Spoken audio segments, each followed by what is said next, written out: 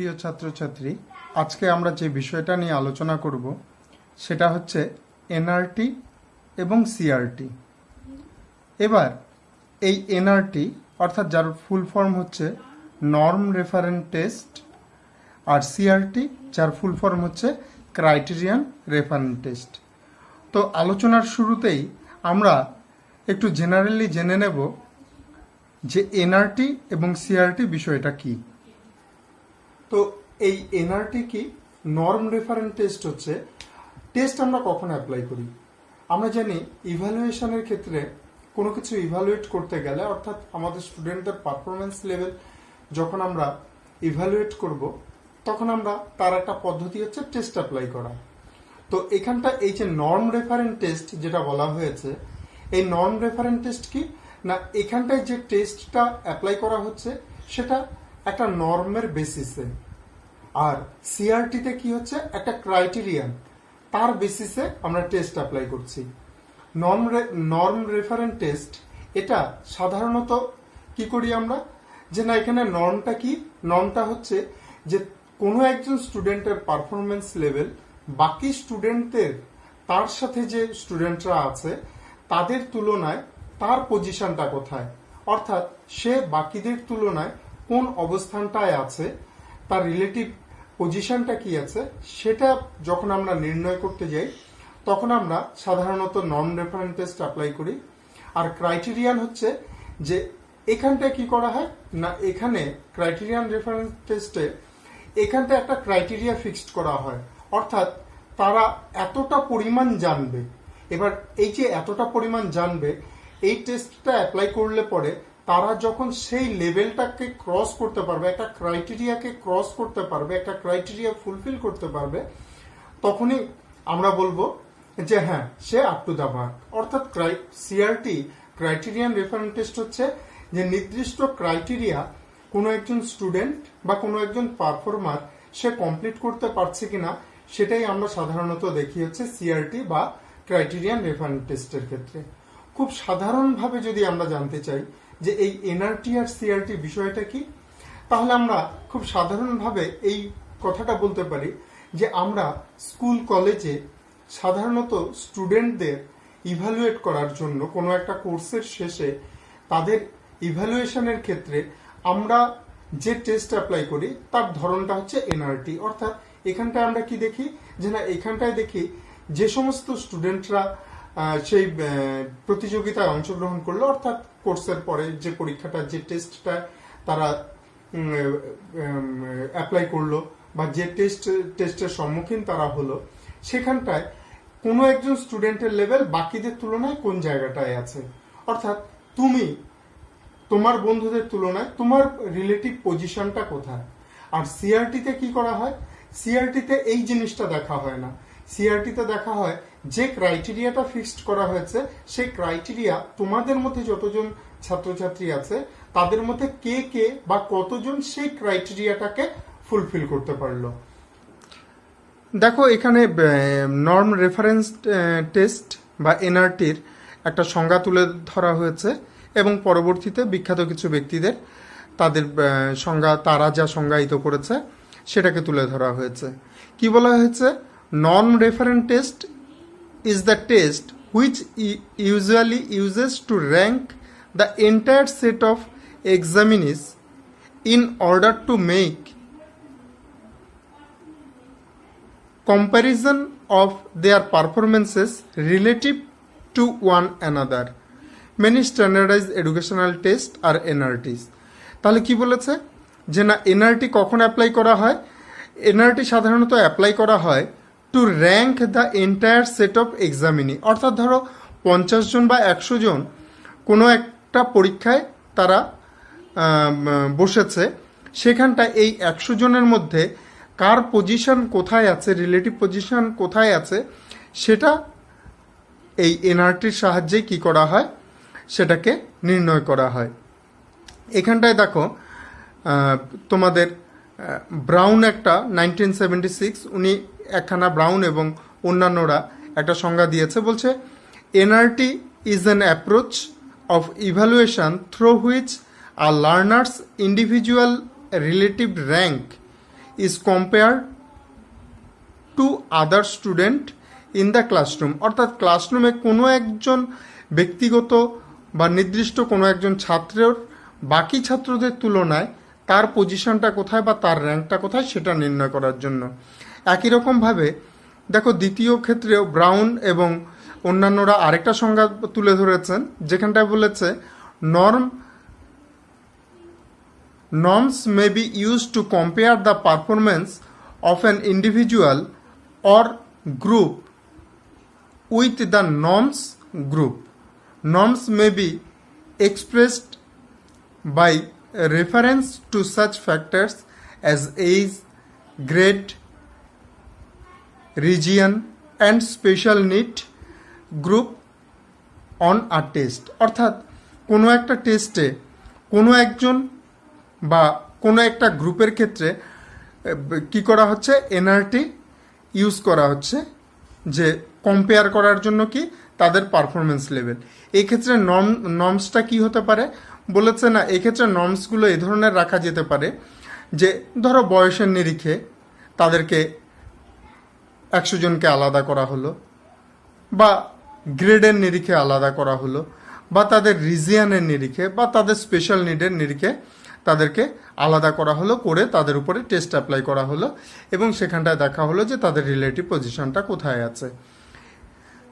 দেখো ব্যাচম্যান আরেকটা সংজ্ঞা দিয়েছে, যেখানটা লাস্টে বলা আছে NRT tells us where a student stand compare to the other student in her performance and it is only useful to take certain types of decision. অর্থাৎ কোনো একজন স্টুডেন্টের বাকি স্টুডেন্টদের তুলনায় তার পারফরমেন্স লেভেলটা কোন পজিশনে আছে এবং এটাকে কি করা হয় যে নির্দিষ্ট কিছু পরিমাণ ডিসিশন নেওয়ার ক্ষেত্রে, সিদ্ধান্ত নেওয়ার ক্ষেত্রেই এটাকে অ্যাপ্লাই করা হয়। এবার দেখা যাক সিআরটি বা ক্রাইটেরিয়ান রেফারেন্স টেস্টে কি বলা হয়েছে।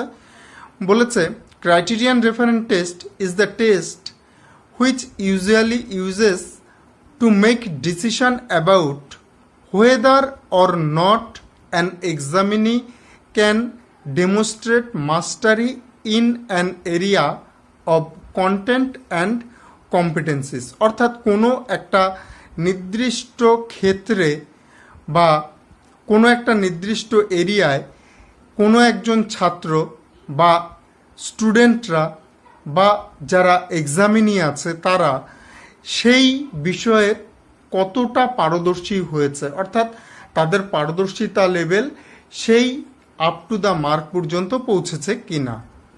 এখানটায় দেখো often times the area of content and competencies being assessed as a job related কি বলা হয়েছে।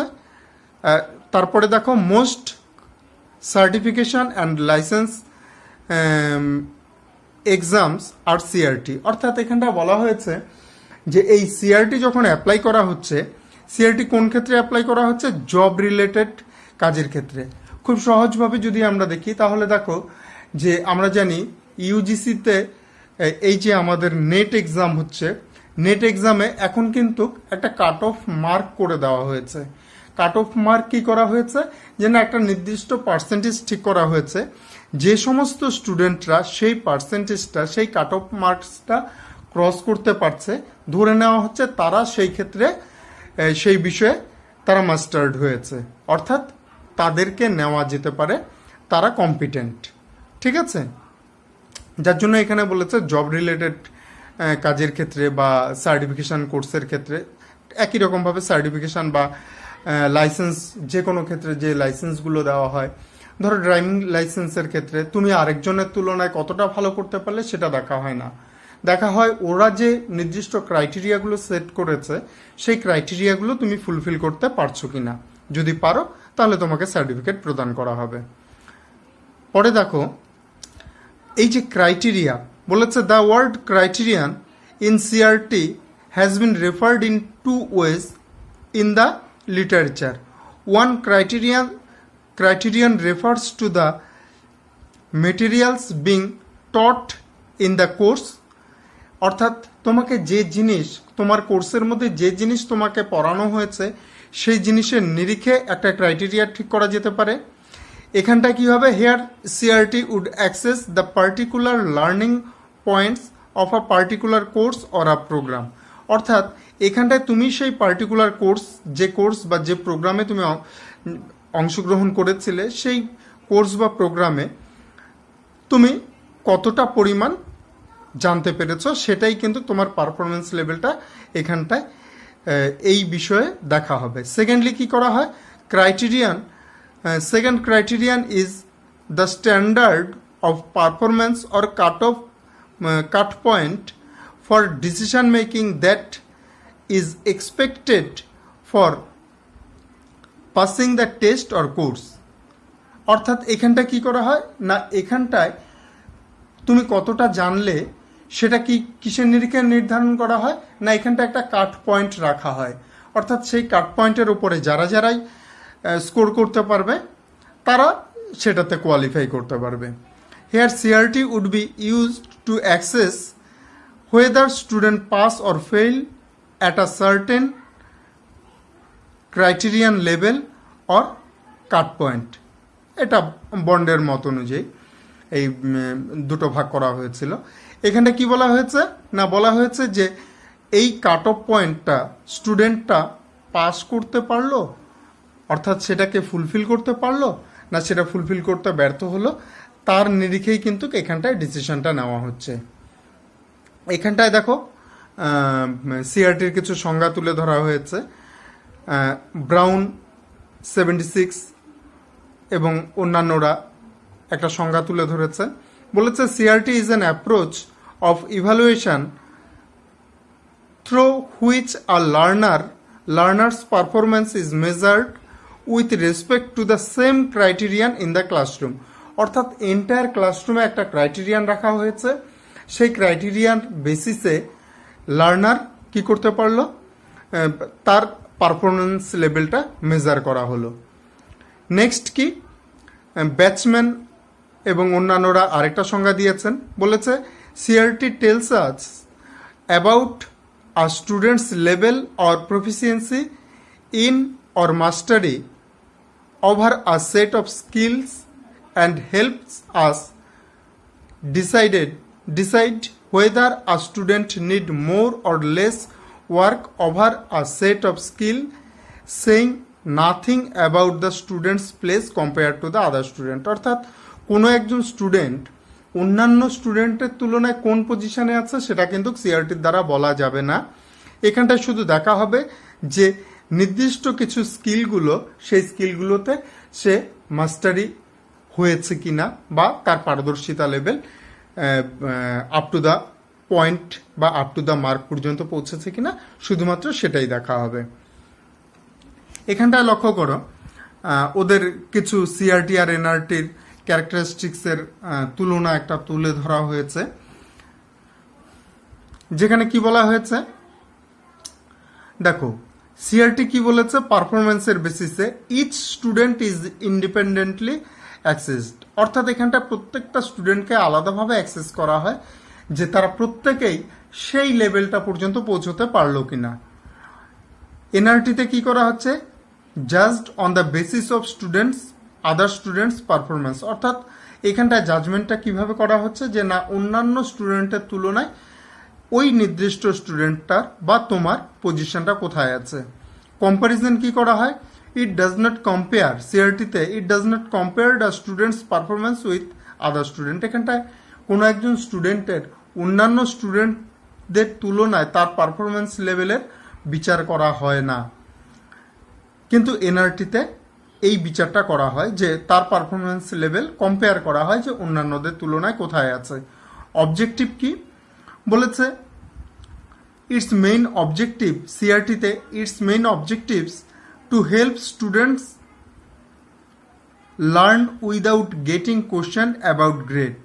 অর্থাৎ এখানটায় স্টুডেন্টদেরকে তাদেরকে গ্রেড দেওয়ার বদলে, অন্যান্য স্টুডেন্টদের তুলনায় তাদেরকে কোনো গ্রেড প্রদান করার বদলে তাদেরকে কি করা হয়, স্টুডেন্টদেরকে হেল্প করা হয় তাদের জানার জন্য, জানার আগ্রহের জন্য। অর্থাৎ তারা যদি সেই লেভেলটা পর্যন্ত পৌঁছতে না পারে তাহলে তাদেরকে কি করা হয়, তাদেরকে আবার এই ফিডব্যাকটা নিয়ে তাদেরকে আবার কিন্তু সেই কোর্সটাতেই তাদেরকে ভর্তি করা হয় এবং সেই কোর্সটা তাদের কন্টিনিউ করা হয়। এনআরটিতে কি বলেছে, it's main objective to access a student's performance with other student. এখানটায় একজন স্টুডেন্টের পারফরমেন্স অন্যান্য স্টুডেন্টদের তুলনায় কোথায় আছে এটাই জাস্ট দেখা হয়। ক্রাইটেরিয়া কি, সিআরটিতে they have fixed criteria for assess, আর এনআরটিতে the criteria changes with outcomes. এখানে মজার বিষয় হচ্ছে যে সিআরটিতে যে ক্রাইটেরিয়াটা ফিক্সড করা হয়েছে সেই ক্রাইটেরিয়ার উপরে যদি দেখা যায় টোটাল স্টুডেন্টের 10% সেই ক্রাইটেরিয়া ফুলফিল করেছে, তাহলে সেই 10% স্টুডেন্টকেই নেওয়া হবে। যদি 40% পায়, 40% স্টুডেন্ট যদি সেই ক্রাইটেরিয়া ফুলফিল করে, তাহলে 40%কেই নেওয়া হবে। কিন্তু এনআরটির ক্ষেত্রে কি করা হয়, এনআরটির ক্ষেত্রে তাদের পারফরমেন্স লেভেলটা যদি দেখা যায় প্রত্যেকেরই পারফরমেন্স লেভেল পুয়ার হয়ে গেছে, তাহলে সেই অনুযায়ী কিন্তু যে এক্ষেত্রে যে ক্রাইটেরিয়া আছে এনআরটির ক্ষেত্রে সেটাকে চেঞ্জ করা হবে। অর্থাৎ দেখা গেল কোনো একটা ক্লাসে 100 জন ছাত্র আছে, সেখানটা 100 জন ছাত্রের মধ্যে প্রত্যেকের রেজাল্ট 90%-এর উপরে, তাহলে সেই অনুযায়ী একটা ক্রাইটেরিয়া সেট করা হবে এনআরটির ক্ষেত্রে। আর যদি দেখা যায় যে প্রত্যেকেরই 2-4 জন মাত্র 35%-এর উপরে পেয়েছে বা 40%-এর উপরে পেয়েছে, বাকি অধিকাংশ ছাত্রই 80% to 90% ছাত্র বিলো 40% পেয়েছে, তাহলে তার নিরিখে ডিসিশন নিয়ে ক্রাইটেরিয়াটাকে এখানটায় চেঞ্জ করা হবে। অর্থাৎ তাদের পারফরমেন্স লেভেলের উপর ভিত্তি করে এই ক্রাইটেরিয়াকে কিন্তু চেঞ্জ করা যায় এনআরটির ক্ষেত্রে, যেটা সিআরটির ক্ষেত্রে করা হয় না। সেখানটা একটা ফিক্সড ক্রাইটেরিয়া ধরেই নেওয়া হয়।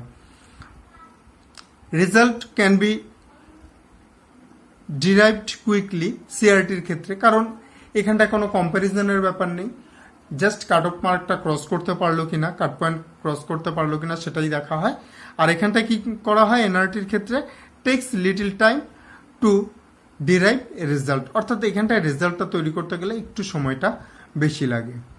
লাস্ট এক্সাম্পলস কি, ক্লিনিক্যাল স্কিল, কম্পিটেন্সি টুলস আর ক্লাস এক্সামিনেশন। অর্থাৎ সাধারণত ক্লাস এক্সামিনেশন যত রকমের আছে, আমরা এই ক্লাস এক্সামিনেশনগুলোতে আমরা দেখি যে এনআরটি ইউজ করা হচ্ছে। আর যে কোনো স্কিল দেখার জন্য বা সার্টিফিকেশন কোর্স বা এই জাতীয় কোর্স করার জন্য কি করা হয়, সিআরটিকে অ্যাপ্লাই করা হয়। তো এনআরটি আর সিআরটি সম্পর্কে মোটামুটি এটুকুই ছিল আলোচনা করার। আশা করি তোমরা বুঝতে পেরেছো। ভালো থাকবে, ধন্যবাদ।